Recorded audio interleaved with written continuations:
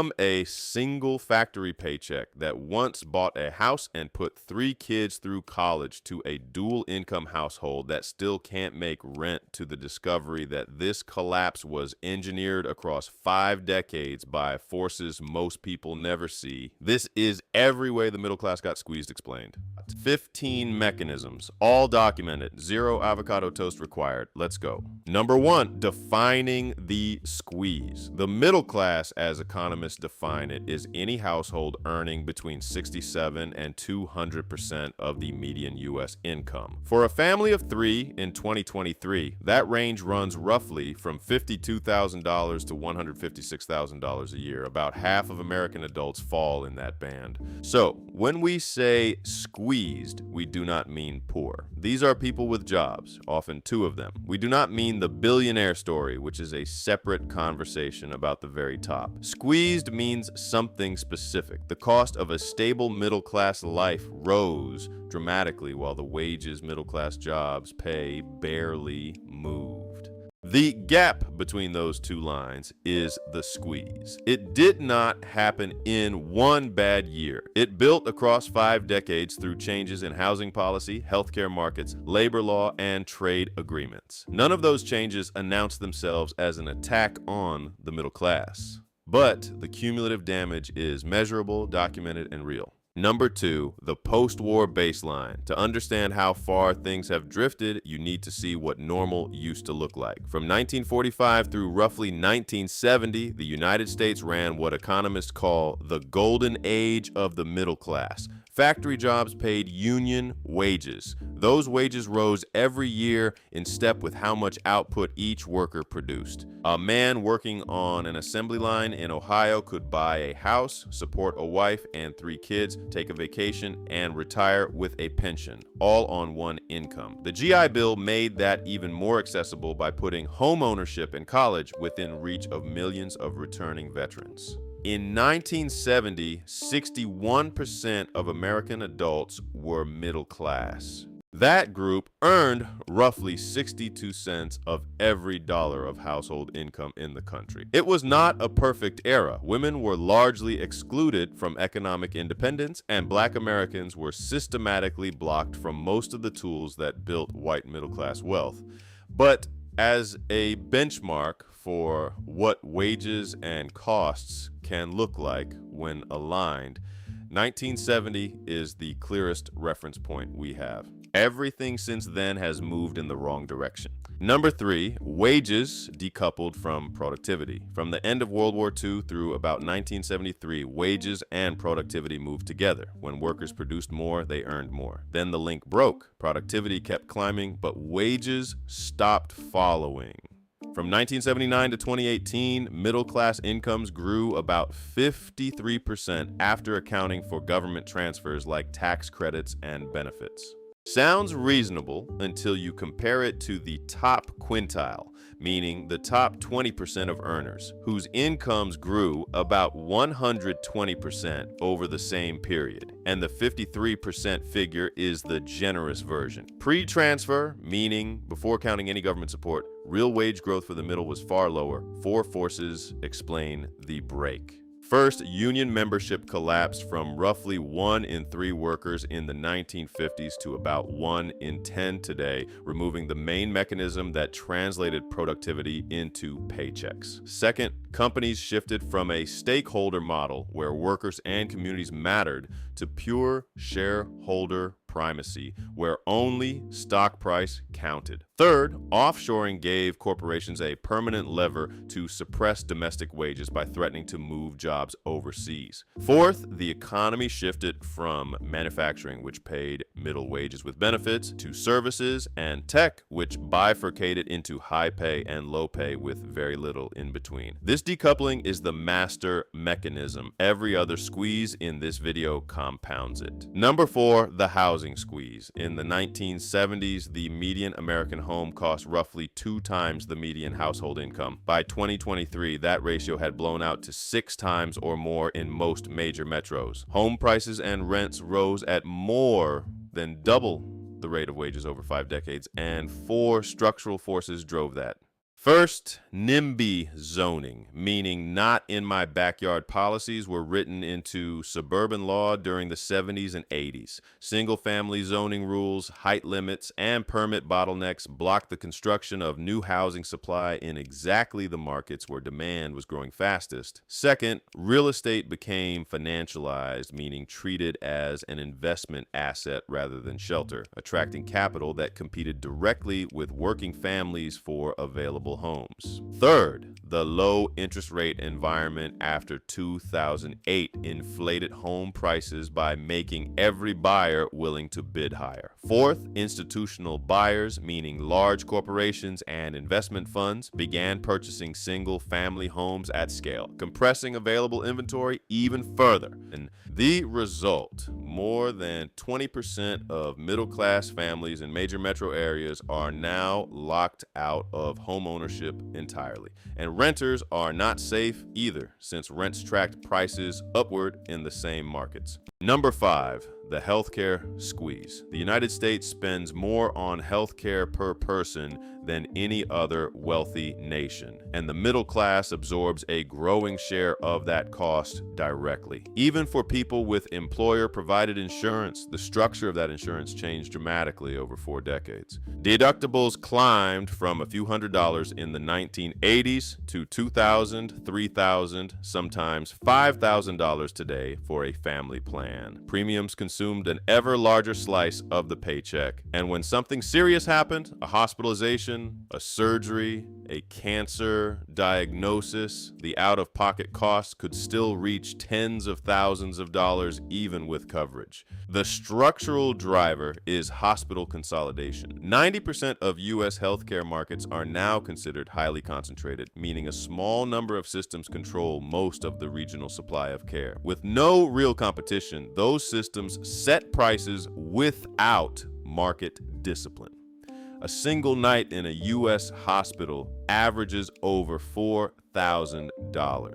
Medical bills became the leading cause of personal bankruptcy in the United States, something that does not happen in peer nations like Germany or France because their systems cap what individuals can be charged. For American middle-class families, getting sick stopped being a health event and started being a financial one. Number 6, the education and student debt squeeze. In 1980, a year of tuition at an average 4-year public university cost roughly $3,000 in today's dollars. By 2023, the average crossed $13,000 per year for in-state students, and private universities ran 2 to 4 times higher. That is a 600% or greater increase after adjusting for inflation, while wages grew 53% over roughly the same period. 3 forces drove tuition into the stratosphere. State governments cut funding to public universities starting in the 1980s, shifting the cost burden from taxpayers to students.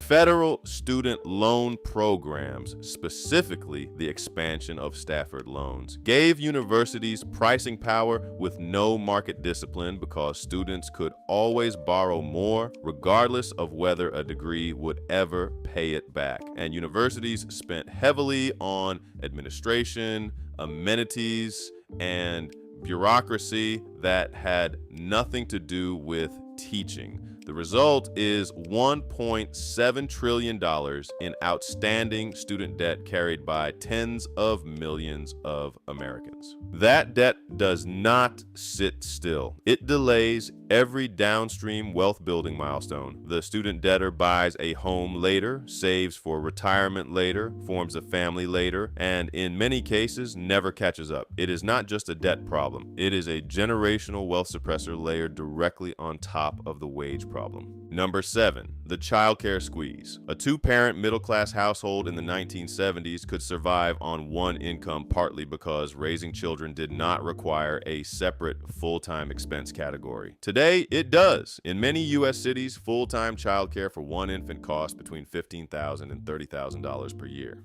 In high-cost metros like San Francisco, Boston, or Washington, D.C., annual childcare costs routinely exceed what those same families pay in rent. 2 children in daycare can easily cost more than a mortgage. France, Germany, and the Nordic countries treat childcare as public infrastructure and subsidize it heavily. The United States does not. There is no federal subsidy system comparable to what peer nations offer. The consequence is not abstract. When childcare costs match or exceed what a second income earns after taxes and commuting costs, the math no longer works. The second earner, most often the mother, exits the workforce or reduces to part-time, eliminating the income the 2-income household model requires and resetting that family's wealth-building trajectory. This cost is not optional the way a vacation or a new car is optional. It is a structural requirement of working with children, and it is priced as if only the wealthy need to work. Number 8. Job hollowing. The American labor market used to have a thick middle. Manufacturing jobs, clerical roles, and skilled trade positions paid middle-class wages and required middle-level education. Those jobs filled the rungs between the warehouse floor and the executive suite. Starting in the late 1970s and accelerating through the 90s and 2000s, those rungs were systematically removed. In September of 1977, U.S. Steel closed 2 mills in Youngstown, Ohio overnight, putting 5,000 workers on the street without warning. It was not a one-time event. It was the opening chapter of a story that played out across steel, textiles, auto parts, and consumer electronics. NAFTA, which took effect in 1994, accelerated the offshoring of manufacturing to Mexico. China's entry into the World Trade Organization in 2001 opened the floodgates to cheap Chinese manufacturing at a scale that eliminated entire American industries. Automation hit the clerical middle at the same time, as computers replaced bank tellers, bookkeepers, and data entry workers. What replaced those jobs was a bifurcated economy. Software engineers and finance professionals at the top, delivery drivers and retail workers at the bottom. The middle rungs did not shift. They were gone. Number 9. The gig economy and precarious work. When stable middle-class jobs disappeared, gig platforms and temp agencies moved in to fill the visible employment gap. Uber launched in 2010. DoorDash, TaskRabbit, and dozens of similar platforms followed. They created a model that looked like flexibility and worked like something else entirely. The key mechanism is contractor misclassification.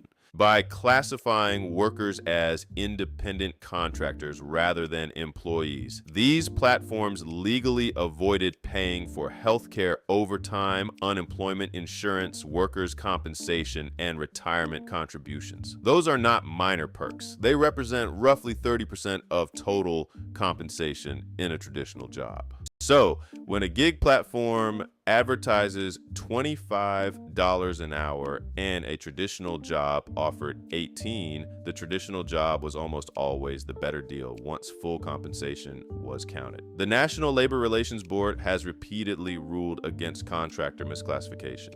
California passed a law in 2019 requiring companies to reclassify gig workers as employees. Then Uber and DoorDash spent $200 million to pass Proposition 22, a ballot measure that exempted them specifically from that law. They bought the policy outcome they needed. The workers who deliver your food and drive your rides bear the full economic risk of an unpredictable income with no safety net underneath them.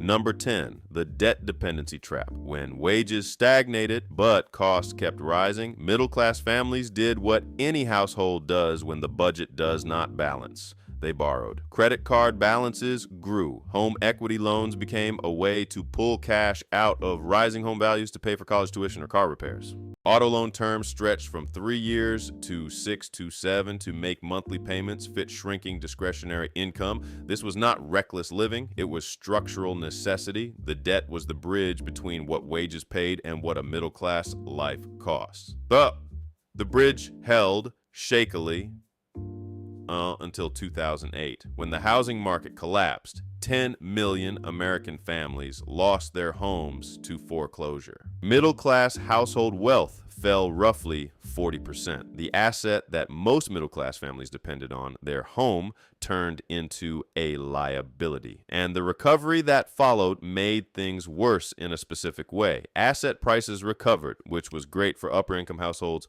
with stocks and property, but the families who were foreclosed on became renters and missed the entire bounce. The wealth gap between upper income and middle income households widened after 2008, not because the crisis was equal, but because the recovery was not. Number 11, the racial dimension. Every mechanism described so far operated on an uneven floor. According to Federal Reserve data from 2019, the median black middle class household had a net worth of $24,000. The median white middle class household had a net worth of $188,000. For Latino middle-income families, roughly 50% were underwater on monthly basics, meaning expenses regularly exceeded income, compared to about 20% for the middle class overall. Those gaps did not appear from nowhere. Black Americans were largely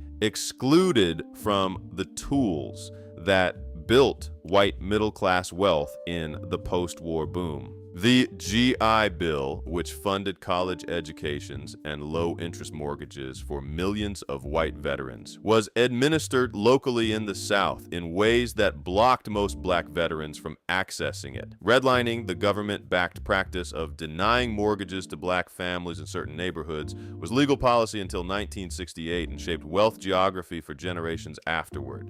Black workers were frequently excluded from the strongest unions that delivered middle-class wages in manufacturing. So, when the squeeze began, black and Latino middle-class families had far less cushion. Every cost explosion hit harder. Every job loss had less backup. The squeeze was the same storm. The shelter available was not. Number 12. The shrinking income share. Pew Research tracks the size of the American middle class going back to 1970. In that year, 61% of American adults were middle class. By the early 2020s, that number had fallen to 51%. 10 percentage points of the adult population shifted out of the middle class over 5 decades. But the population share understates the real damage. The share of total U.S. household income earned by the middle class fell even more sharply. In 1970, the middle class earned the majority of all household income in the country. By the 2020s, its income share had dropped substantially, while the upper tiers share climbed. The important clarification is this. The middle did not shrink because people fell into poverty. Some portion of the middle moved upward into higher income tiers. But the dominant force was upper income growth outrunning middle income growth by more than 2 to 1 over the same period. The pie grew. The middle class got a smaller slice of it. Their absolute incomes rose slightly. Their relative position, their purchasing power compared to the cost of the life they were supposed to be able to afford fell significantly. That distinction is the entire story in one sentence. Number 13, what people get wrong.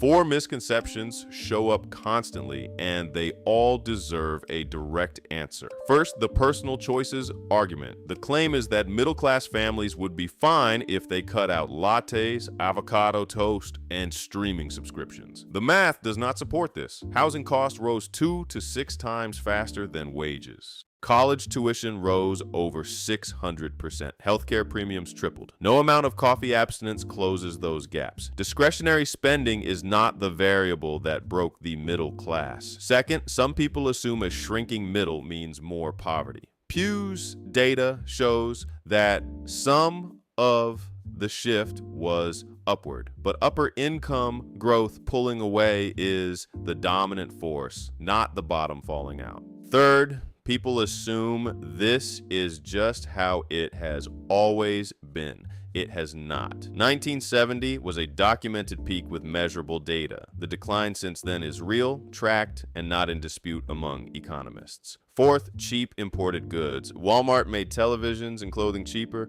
and that is real. But a cheaper television does not offset a $40,000 increase in home prices, a tripled health insurance premium, or a 600% increase in college tuition. The cheap goods story applies to discretionary consumption. The squeeze lives in the non-discretionary costs. Number 14, the modern reality. In 2023, Brookings Institution reported that 1 in 3 middle-class families could not consistently afford basic necessities after adjusting for local costs. That is not a marginal or fringe condition. That is the median experience of a defined income tier. In high-cost metros like Los Angeles, New York, Miami, and Seattle, middle-class households earning $80,000 or $90,000 a year routinely spend 60 to 70% of their take-home pay on housing and childcare alone before any other expense.